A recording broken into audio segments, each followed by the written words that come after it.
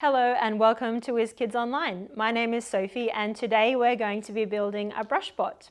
And we're going to be doing that by creating an electrical circuit and sticking it to a scrubbing brush. So to build your Brushbot, you will need some scissors, some double-sided foam tape, and some strong duct tape or electrical tape. If you don't want to use tape, you can use a hot glue gun, but just make sure that you have a grown-up to help you. You'll need a scrubbing brush. And it doesn't matter if it has a handle or not, just whatever you can find. 2 AA batteries, a DC motor, so anything between 3 and 6 volts, and a AA battery holder, so you want it to be able to hold your 2 batteries. With your battery holder and your DC motor, you'll be able to find them at electrical shops, so if you just jump online, you should be able to find it pretty easily, and they're relatively inexpensive. They cost around $2 to $3. You'll also need a cork, and some things to decorate your Brushbot. So I've got some googly eyes, but maybe you want to add some pipe cleaners or glitter or paint or whatever it is that you fancy. Okay, so let's get started. The first thing you want to do is put your batteries in your battery pack. And your battery pack should have an on and off switch, so just make sure it's in the off position. And I'm going to slide the back off. Now, if you're not sure about which way to pop your batteries in, have a look on the ends of your battery and there's a plus sign and a minus sign. You'll also find a plus sign and a minus sign in your battery pack, so you want to match them up. So minus with minus, plus with plus.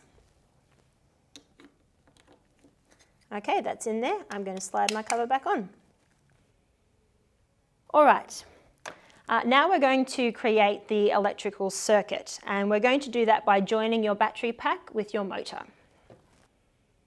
So we're going to grab those two, and what you want to do is you want to match up the colours of your wires. So here I've got a red with red and I'm going to go with black with blue. Usually it will be the same colour, but in this instance it isn't, so let's just pretend they're both black. Now your red cord is your positive and your black is your negative, and in the circuit that we're building today, the current will start at our power source. It will travel through the negative wire into the motor and then back out through the positive wire into our battery source, and it keeps going around and round.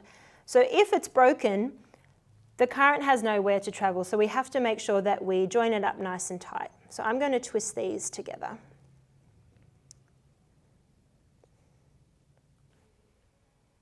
Now the thing that you might want to consider, if your brush is like mine and it has a handle on the top, you might want to stick your battery pack and your motor on first, but it doesn't really matter. You can choose to do it whichever way you like. But I'll just show you this way first, and then maybe you can decide what will be best for you.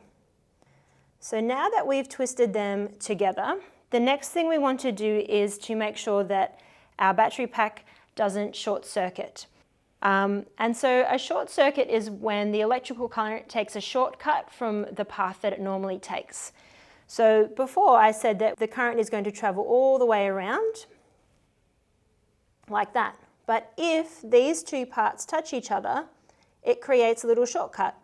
And a shortcut isn't good in this case because it disrupts the current and it can actually cause damage. So to protect our current, we're going to put some sticky tape over our metal parts. So I've got my nice thick tape here. I'm just going to roll it over.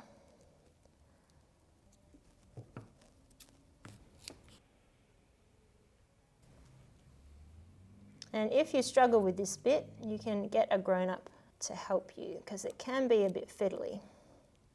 All right. So that's on nice and tight, and that will protect us from any short circuits. So now let's see if our motor will work. So let's turn it on.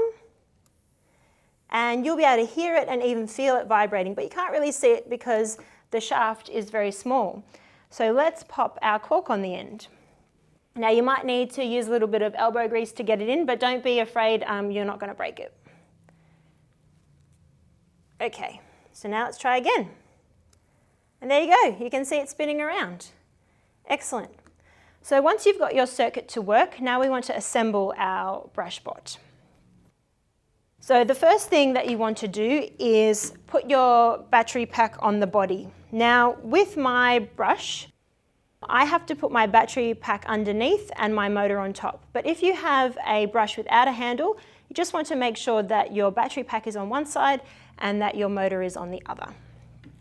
So to stick my battery pack on, I'm going to get my double-sided foam tape and just cut off a strip so that it's going to cover the battery pack. I'm going to put it in the middle, and then I'm going to stick this on top. Now you want to make sure that your on and off switch is facing you, because if you put it down the other way, it'll be very hard to turn on. So I'm going to slide it in underneath, and I'm going to press it down just to make sure it's nice and secure. Okay, that looks good. The next thing that I'm going to do is to stick the motor on.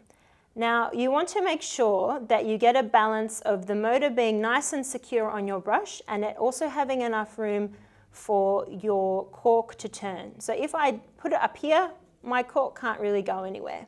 So I need to slide it a bit down so it's there. All right, so I'm just going to grab my tape and stick it on.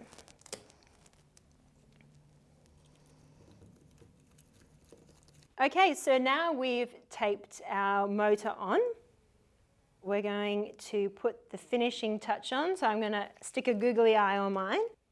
But you can put whatever you like on there. Maybe you've got some pipe cleaners, glitter, shells, make it a deep sea robot, anything that you fancy. But now the moment of truth, let's see if it works. There he goes. So if you'd like to learn more about electrical circuits, there is a link in the caption and that will take you to an article in Encyclopedia Britannica.